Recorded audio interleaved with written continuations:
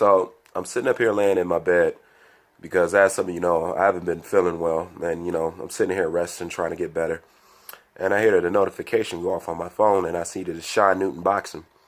And I go ahead and click on Sean Newton Boxing, because I like his material. And I don't believe that he gets enough credit, and he doesn't get the right amount of support that he needs for the work that he does, for being such a balanced thinker and somewhat of a boxing historian. Because, Sean is a lot older than me, so, he's witnessing, seeing things that I haven't seen. So sometimes just listening to Sean, I even found out things that I either forgot or I never knew, simply because I wasn't living or whatever. But I seen him make a video where he's talking about Oleksandr Usyk and how now the LDBC, or Fred from Barbershop's conversation, is now trying to discredit and come at Oleksandr Usyk. And I said to myself, I knew that this was going to happen. I knew that this was going to happen the day I did the video about Tyson Fury becoming Ring Magazine's Comeback Fighter of the Year. I knew when they seen that Oleksandr Usyk was Fighter of the Year that they was going to come from his head. I knew it. But I just kept pressing on. So I'm going ahead and I'm listening to Sean. I listen to what Sean got to say. Then I go ahead and I click on Barbershop Conversations, and I hear what he got to say. And the first thing I got to say about Fred is, man, Fred is a diva. Okay? Fred is a real live certified diva. You know what I'm saying? He comes across to me as somebody who's like, ooh, look at me. Look what I'm doing. Look. Oh, you don't want to interview with me? Well, fuck you. This is that, and the third. I hate on you. You know what I'm saying? He just comes across as a real feminine motherfucker to me. You know what I'm saying? And I know I use that feminine shit a lot, but, when I listen to these guys, that's all I get. That's all the vibes that I get. It be on some old feminine shit. But anyways, without getting too far and talking about him, he goes on to try to talk about how Oleksandr Usyk next year is going to go up to the heavyweight division. When he goes up to the heavyweight division, watch how they try to discredit Deontay Wilder and what he has done. And he tries to come across as he's not hating, and, he's just talking boxing, and he has no problem with Oleksandr Usyk. But, he's not fooling nobody. It's obvious hate, because at first he said, he doesn't care nothing about Oleksandr Usyk. He doesn't even watch Oleksandr Usyk's fights. Then in the same sentence, he said that he went to 3 of his fights. And at the same time, if you don't care about Oleksandr Usyk, then why would you be making a video on Oleksandr Usyk? It doesn't make no sense. But they know that Oleksandr Usyk is going to go up to heavyweight next year. And they know that he's going to get his proper praise. Not no hype. Not nothing that's unjustified, but his just due. You know what I'm saying? The man is undisputed. You know what I'm saying? Period. He's undisputed in his weight class. He deserves any and everything that he's going to get. So that's just the LDBC trying to take future precautions for what they know is coming. And you damn right, when he get up to cruiserweight, they're going to praise him. And the reason why the LDBC and Barbershop Conversations have a problem with this is because Oleksandr Usyk is a mirror.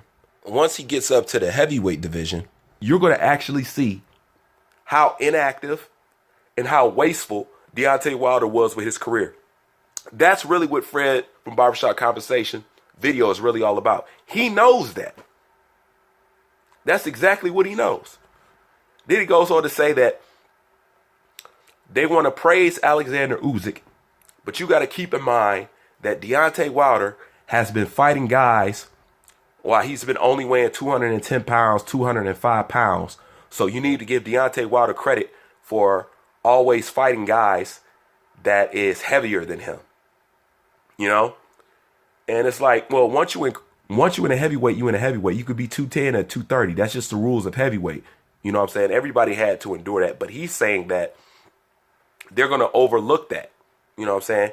And just keep in mind that Deontay Wilder is fighting at 209 pounds, 205 pounds, basically trying to build up some fictitious credit for Deontay Wilder to stand on so he doesn't sink in the mud when Oleksandr Usyk rises up to the heavyweight division. That's all that's about. And this is how I'm going to slice that bitch in half, okay? If you're saying that they should give more credit to Deontay Wilder for fighting in the heavyweight division when he's only 205 pounds, 209 pounds, then explain this to me. If I'm going to give that credit to Deontay Wilder for fighting people that weighs more than him, and yet you're going to try to downplay Oleksandr Usyk for simply wanting to step up in step up his level of competition and test himself, and going on to say that Oleksandr Usyk hasn't fought good competition, and on top of that, Fred said that one time he went to go see Oleksandr Usyk fight, and he saw him fought a smaller cruiserweight, so that was his evidence that Oleksandr Usyk was not fighting the level of competition that Deontay Wilder was. Okay, because Oleksandr Usyk that night when he went to go watch the fight was fighting a smaller cruiserweight, and not a smaller cruiserweight as far as weight, a smaller cruiserweight as far as height. And I was like, boom, perfect, got your ass right there. Okay, if that's the example you're going to use to try to prove to people that Oleksandr Usyk doesn't deserve the praise he get, then how do you explain this? The majority of his career, he has fought cruiserweights.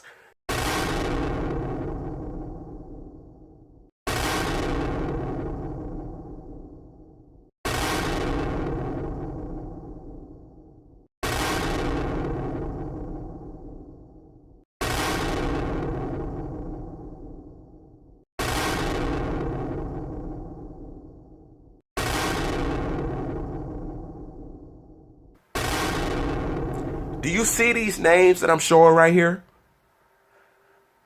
These are from Deontay Wilder's boxing resume, okay? Deontay Wilder didn't start fighting heavyweights till the second half of his career. Fact. So if you're sitting up here talking about give him praise because he's been fighting at 210, 209, and fighting guys as 220 and 215, and then turn around once you look at Deontay Wilder's resume, the majority of the people on his resume is cruiserweights. The whole first half of his career is cruiserweights. So by Fred's definition, doesn't that cancel what he's trying to do straight out? If you're trying to downplay Oleksandr Usyk for so-called fighting a smaller cruiserweight as far as height, Deontay Wilder has fought cruiserweights and he's at heavyweights half of his fucking career. So come with another one. My main problem with the LDBC, and it's not even as personal as people be taking it, is that I don't like a bunch of group of old men who hate on a group of young men for accomplishing in the sport what you're supposed to accomplish. Why do they only hate on people who accomplish things? Anthony Joshua, Oleksandr Usyk. And how come they only praise people who does shit in their career? Like Deontay Wilder. That doesn't make no logical sense. So if you're going to say Oleksandr Usyk has not fought the level of competition that Deontay Wilder has, and Deontay Wilder's career, resume, is halfway filled up with cruiserweights, and your premise for making this claim is because Deontay Wilder is walking around at a lighter weight than everybody else. But name me a heavyweight that was fighting cruiserweights for the first beginning of the half of their career. You can't say shit. But since we're speaking on the level of competition, when you say Oleksandr Usyk has not been fighting the level of competition that Deontay Wilder has, is this an example of the competition that Deontay Wilder has been fighting that's proclaimed to be so tough?